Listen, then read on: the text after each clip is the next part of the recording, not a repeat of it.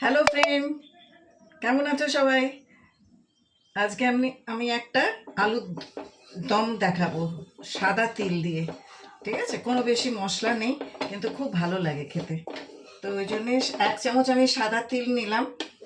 ওটাকে সামান্য একটুখানি রোস্ট করবো, খুব সামান্য, যেন তিলগুলো পুড়ে না যায় বা লাল যেন না হয়, একটুখানি করে নেব। তো তার জন্য আমার লাগছে, আলুর দম করবো, আলু তো অবশ্যই লাগছে, একটা পাতিলেবু লাগছে, একটা দেবো না, যার যেরকম আন্দাজে যে যেরকম টক খাবে সেরকম নেব। কাঁচা লঙ্কা বাটা দিয়ে রান্না করব, কাঁচা লঙ্কা বেটে রেখেছি।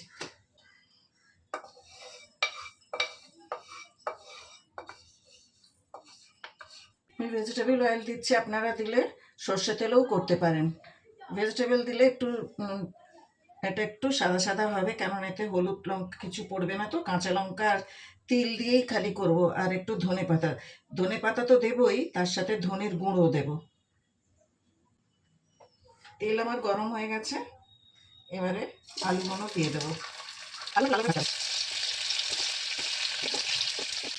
আলুটা লাল লাল করে আমার ভাজা হয়ে গেছে। এরকম করে ভেজে নেবেন একটু লাল লাল করে। হ্যাঁ,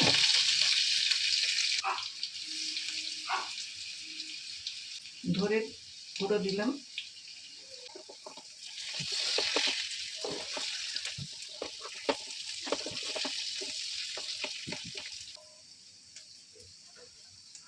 আমি কাঁচা লঙ্কা বাটা দিলাম। যারা যেরকম ঝাল খায় সেই আন্দাজে দেবে। আমরা একটু বেশি ঝাল খাই, তাই জন্য একটু বেশি লঙ্কা দিলাম। জল দিলাম, তাহলে মশলাগুলো সব আলুর গায়ে লেগে যাবে।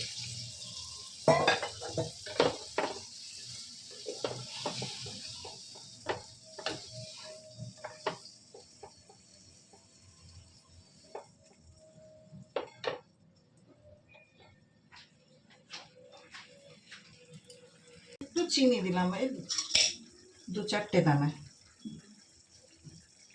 তিলটা যে সামান্য একটু ভেজে রেখেছিলাম, ওই তিলটা দিয়ে দেব।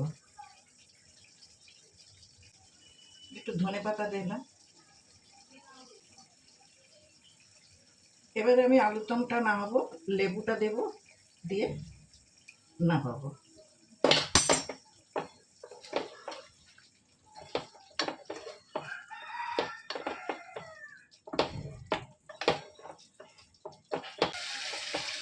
আমার হয়ে গেছে, আলুর দম হয়ে গেছে। আপনাদের দুধে দিলাম, এইরকম একটু মাখো মাখো হবে। হ্যাঁ, সাদা তিল দিয়ে আলুর দম রেডি। শেয়ার করবেন, কমেন্টস দেবেন, একটা করে লাইক দেবেন, আর একবার অন্তত একদিন করে খাবেন। এই আলুর দমটা ভীষণ টেস্টি হয়।